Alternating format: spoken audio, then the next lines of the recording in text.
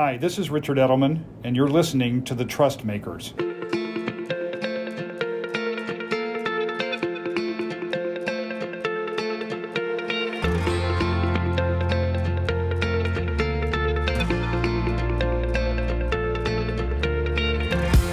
Hello there, I'm Jackie Cooper, Global Chief Brand Officer and Senior Advisor at Edelman. I'm joined this week by LinkedIn's Chief Marketing and Communication Officer, Mel Selcher. Mel is an expert at harnessing the power of communications to create trusted relationships. She previously served as Vice President of Brand Marketing, Corporate Communications and Social Impact at LinkedIn, where she oversaw the evolution of the company's global brand. Under her leadership, Brand Z, the world's largest brand equity database, named LinkedIn one of the top 10 fastest growing brands in the world in 2019 and 2020. Before joining LinkedIn, Mel was the Chief Communications Officer at Cisco Systems. Mel, it's my pleasure to welcome you to the Trust Makers. Thank you. It's a pleasure to be here. When I heard that you were coming on for this show today, I thought this is such an interesting company to talk about. And my first question was sort of prompted by one of the Trust Barometer findings, which showed that social media to be the least trusted news source, down 8 points year on year at 37%, while among industry sectors, social media is the most distrusted at 44%. But when we look at the social media landscape, LinkedIn appears to be an outlier when it comes to trust. It seems that we trust LinkedIn, we respect LinkedIn, we probably all have it in our lives. So I think it's so interesting that both personally from having LinkedIn as our social network and professionally to respect that protection of trust, what have you done differently? Yeah, no, thank you for the question. And I'm really glad that we're having this discussion and having it right now. And I know I speak for the industry when I say thank you to you and to the whole Edelman team for the investment that you put in.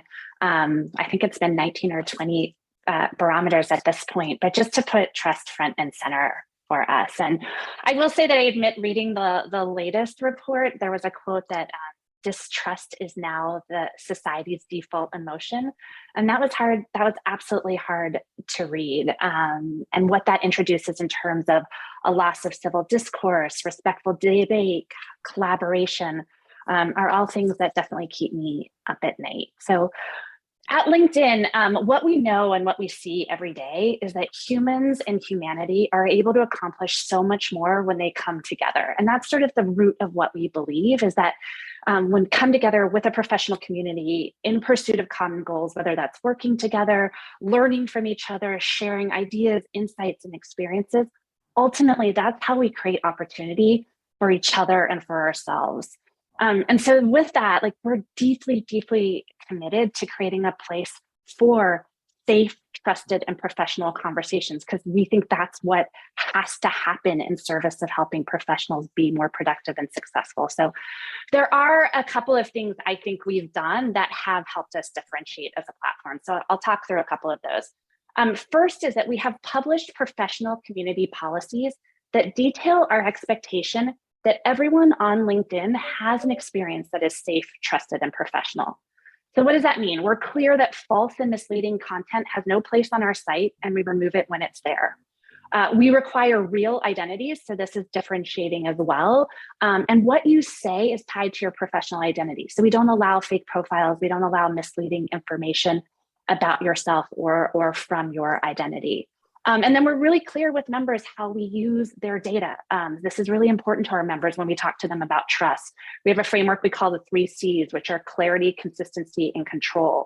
And that's really our way of committing to members that we're extremely clear about what, how, and where we're using any data. We're very consistent over time, and that we're super clear if something changes, both why it's changing and how it's changing. The second piece is that we have built a company with trust at our core. So we've actually embedded trust in our culture and values. It's written down, it's there. And we make earning the trust the job of every LinkedIn employee. It's not the job of a trust team. It's not the job of the executive team. It's the job of every single LinkedIn employee. And we hold ourselves accountable to that. And then most recently, when we were building our hybrid strategy and what it would look like to work at LinkedIn going forward, we put trust at the center of our hybrid strategy. So our hybrid strategy is that we trust each other to work where it works best for us and our teams. And so I think the second key element is just trust is the core of who we are and how we work. And then third is that we're just constantly listening, learning, and soliciting feedback. So we look at all of the Edelman Trust Barometer work. We also do our own trust tracker, where we ask our members constantly to tell us what's most important to them and how we're doing. And I think it might be interesting for your listeners. So the things they tell us, the four most important things in order: they want LinkedIn to be safe and empowering. So they want LinkedIn to be a safe place for members to interact with each other and to share data without concerns of misuse. They want LinkedIn to be credible. So they only want to see real companies, real jobs, and real people. They want to know, third is data security. They just want to know that their data is protected and used responsibly. And then fourth is they care about honesty and integrity. They want to know that we're abiding by local laws and acting in an ethical manner. So I know that was a bit of a long answer. We're not perfect, but I think hopefully what you take away is like we're deeply committed to earning the trust of our members and our customers and employees, and have vetted that in how we work. I mean, it's really interesting to have trust at the core, because one of the things that we see is that this can't be marketing. This has to be bedded into the business, that the employees are your best advocates, but could also be the worst challenge, right, in terms of the experience that your customers have and also the way the culture of the company is run. So to have it bedded through is where we see the best results. Have you used sort of specific tools in your role as a CMO to sort of build and maintain trust in the brand? Particularly, you referenced sort of how you manage information on the platform, but are there any tools specifically that you've used that sort of help you build that? And then I guess, are there areas that you think that you can give specific examples where LinkedIn is super trusted as a result of all of these measures that you've taken? I mean, when you analyze that and you have your trust tracker, where are you scoring highest? Yeah, so yes, lots of tools. I mean, to your point, like what matters is that it is embedded throughout the company. So the experience that you have doing marketing at LinkedIn is interesting because I can do all the marketing I want, but the experience that you have when you come to the platform is the most powerful expression of our brand and our marketing. So the consistency with what we say and how you experience on the platform is the single most important thing as it relates to earning the trust of our stakeholders. And then to your second point, ensuring that every employee knows that and feels genuinely that and can talk about that and express that in the same way. So we do a trust tracker that I talked about. We also do a brand tracker for all of our campaigns and our work. And there's three things I measure or care about most. First is that we're a brand I love. Second, that our brand I trust. And third is a place that I belong.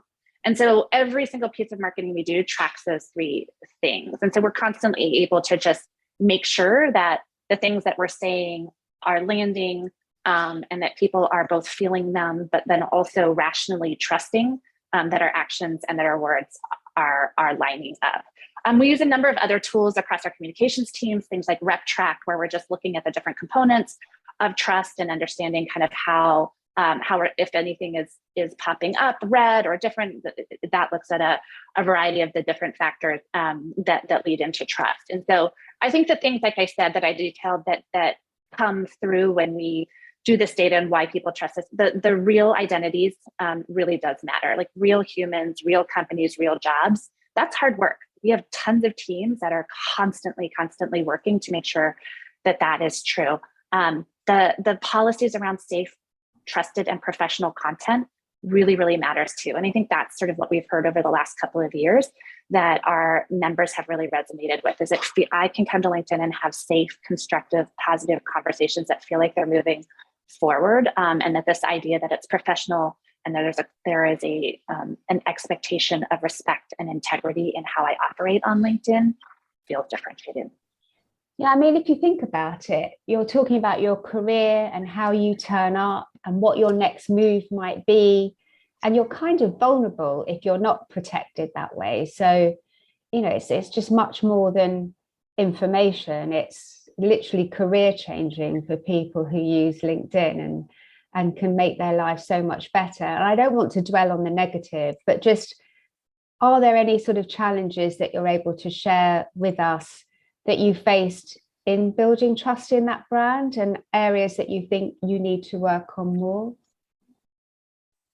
Yeah, I mean, I would tell you the first, we're not perfect. There are challenges kind of across the board as we operate. And some of those challenges are really interesting in that they are just, I think they're more reflective of just how work is changing and how the definition of professional is changing. And so some of the challenges that we think about is used to not talk about a lot of topics at work that you do now talk about. So you talk about politics at work, you talk about race at work, you talk about mental health at work. And so creating, to your point, that makes the bar of ensuring that we have an environment where people can be super vulnerable and talk about these things that do define them as professionals and are super important to professional life in a way that is professional, is safe, is like super important. And there's a ton of work behind that. Figuring out how to do that globally. There's different norms in every country. So something that is a norm in the US around a conversation or even a phrase might be totally different in Germany or in India or in Brazil. And so the global component of really trying to get that right and making sure that we're able to make calls. We make mistakes. Sometimes we take content down that was flagged and actually was right. And so we try in all of those cases to own the mistakes we've made and learn and constantly learn. So I would say commitment to this work is commitment to constantly learning. It's just the environment is changing. We know, I think what is really helpful for us and maybe differentiates us from other is we super clear and super know what we're trying to build and who we are. And then it's just constantly figuring out how we can put the systems around that to make sure that managing a platform of 830 million professionals, that we're able to do that every day.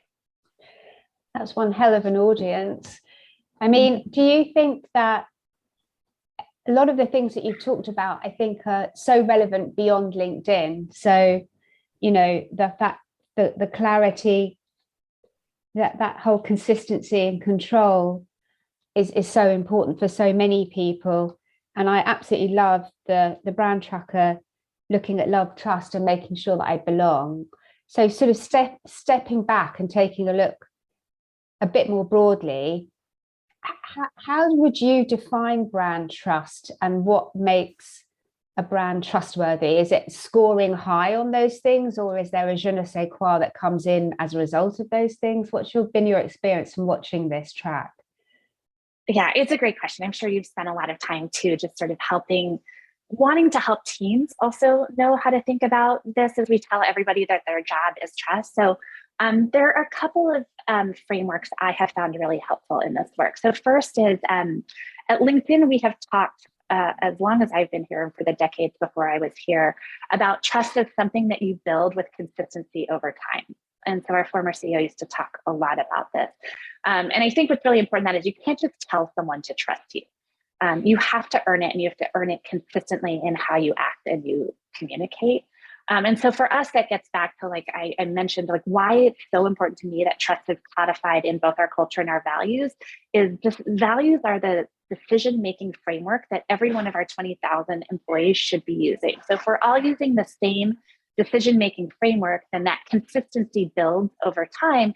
And then what any of you who experience LinkedIn experience is that true values-driven consistency. And I believe that builds trust. So I'd say that's like sort of principle number one.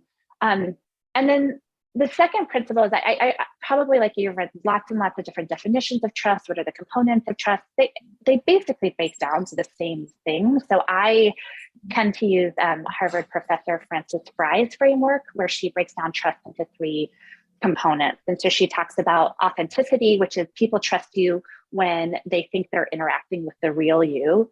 Logic, which is they trust you when they have faith in your judgment and your competence. And then empathy, they trust you when you believe you care about them. And so those, and what is hopeful in that is she talks about if you have a gap in any one of those, you can fix it. You just need to know what that gap is, so you can fix it and you can show that action and that consistency over time. So for us, when I think about authenticity, again, this is like with the real identities, this is real humans on LinkedIn. This is LinkedIn being really clear on who we are and what works on our platform so people know who we are and what they're getting. From Logic, like I said, this was like being really clear about the policies. We're really proactive in sharing when something happens on the platform, what we did about it. Like I said, we're very proactive about owning a mistake if we made it. So that's the Logic piece. We want people to trust that we know what we're doing and how to do it. And then the last is the empathy. And so that's been a really interesting one from a brand perspective, which is I care deeply that people know what LinkedIn stands for in the world. And we stand for creating economic opportunity. And when they know that, then they can feel that like what that translates to is we really care about helping every single professional in the world find their purpose, their meaning, their agency, and like whatever that looks like. There's no one definition of a career or a success, but whatever success means to you, there's a community of people that are going to help you get there. So that's been really helpful for me to sort of break down the components and be able to talk about those back to the teams. I've talked to a lot of people who use principles of trust in their business, but your grasp on it is amazing. And thank you for what you said at the beginning of this chat about the trust barometer. Our new brand equity report, which we launched last year, found that 68% said it's more important to be able to trust the brands they buy or use today than in the past.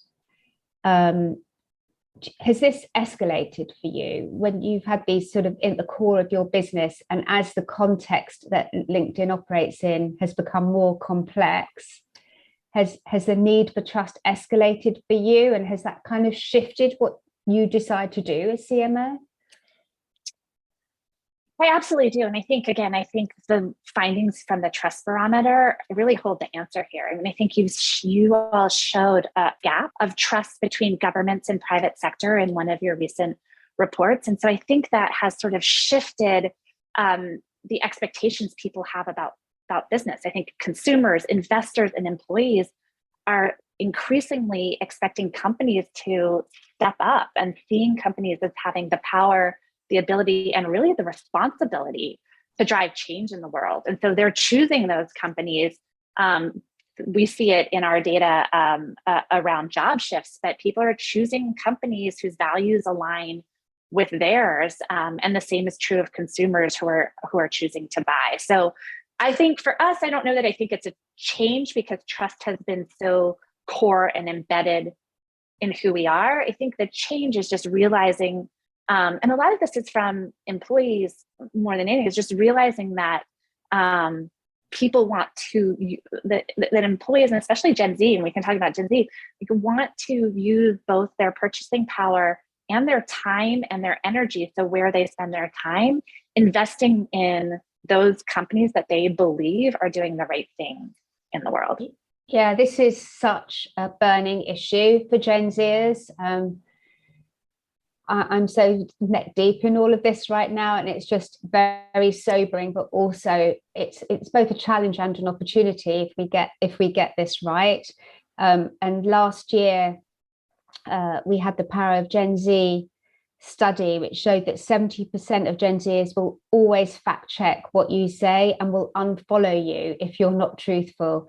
And we talk about having to need sort of drop breadcrumbs so that these brilliantly forensic, digitally savvy people can actually check you out, get confirmation that it's safe, trusted, and then they will commit. Have you had to sort of change behavior with making sure that you can look after this increasingly dominant demographic? And what's your, they're the workforce of tomorrow, of course, increasingly.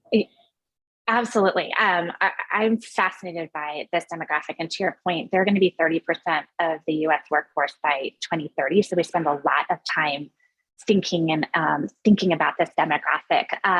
I also think there's a generation that's going to hold us accountable to everything we've just talked about. And we see that more and more. So I love the data points you showed. We, from a employment perspective, we do a workforce confidence index. And in February, 25% of Gen Z respondents told us that they were planning to leave their current employer with next 6 months, and 80% were leaving for better alignment with their values. So what I love about this generation is they don't just say it, they actually do it. And we see that in their job changes. So they are willing to put their time, their energy, and their resources growing up so that to make the world a better place. And so I think it's really, it gives me a lot of hope in the future. For us on the platform, this is, as you mentioned, this is like they're social first, they're mobile first, they're really comfortable expressing themselves in a variety of formats. There's a lot of work we're doing on the platform side to make sure that the platform continues to be a place where they feel comfortable. You'll hear me talk a lot about this notion of that they belong. And this is one of the key brand elements of LinkedIn, is just continuing to build the platform so more and more people feel like they belong on the platform. And for LinkedIn, it's continue to give them new and formats, new ways to express themselves that feel natural and genuine to them. It's connecting them with people that they feel comfortable with and want to and can build their careers with. So one example is we launched the cover story. If you've seen it on the LinkedIn profile, you can record a 30-second video where you introduce yourself. And for Gen Z, that's like much more important than my picture. Like, I want to tell you something about myself, or I want to introduce, especially if I'm early in career and I don't feel like I have all of the experiences, then I want to tell you what I have to offer. So you'll see us doing more and more of those things, more creativity with the profile, so that Gen Z can express themselves in ways that feel more natural to them. They're also leading a lot of our conversations on the platform about changing workplace norms. So if you follow some of the wonderful conversations, Ellie Middleton, for example, is an amazing member we found who loves to talk about her ADHD and what that meant and how she's brought that to the workplace and really owned it. And in so doing, I think has given permission to tons of professionals to feel like they can talk about things that they might not have before. So definitely working arm in arm with them to create a workplace that I'm really optimistic will fit people and let people find what fits them best going forward.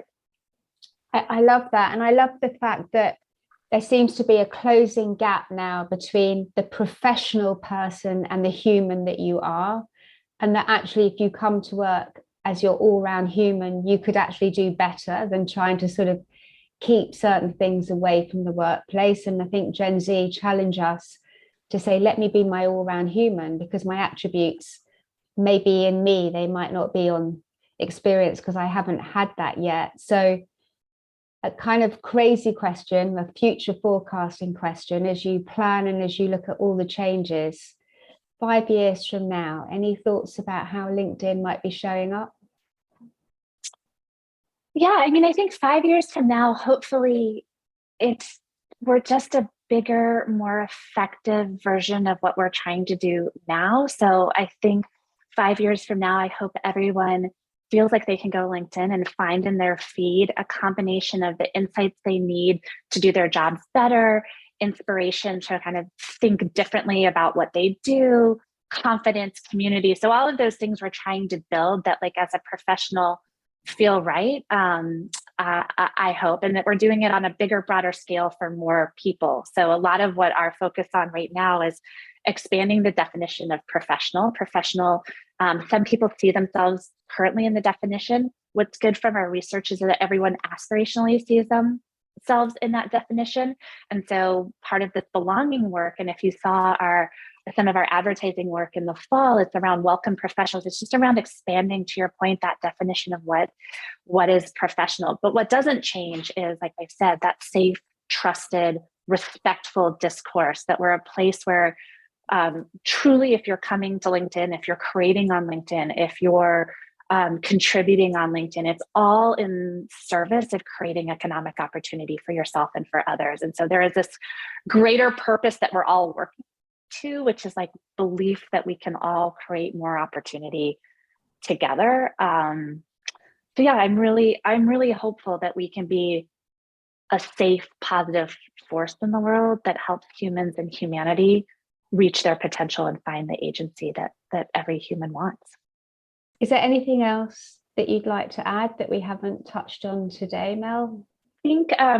I think we touched on, I mean, just thank you to you. Thank you to all the listeners. Like, we're building this community together. So we value everyone's contributions. We value everyone's feedback. I think we're seeing more and more companies coming on to the platform right now and sharing what they stand for as a company, as their talent is looking. We didn't talk much about that, but I looked at the data, and over 14,000 companies have now put on their company page what they stand for in terms of their values and their diversity statements. And we know more and more talent are looking for those things. So I'd say if you're listening and you're part of a company, who you are and what you stand for in the world matters, and we can help make sure that is expressed to the world. So yeah, just really appreciate the opportunity and just excited to build this platform together with all the professionals out there.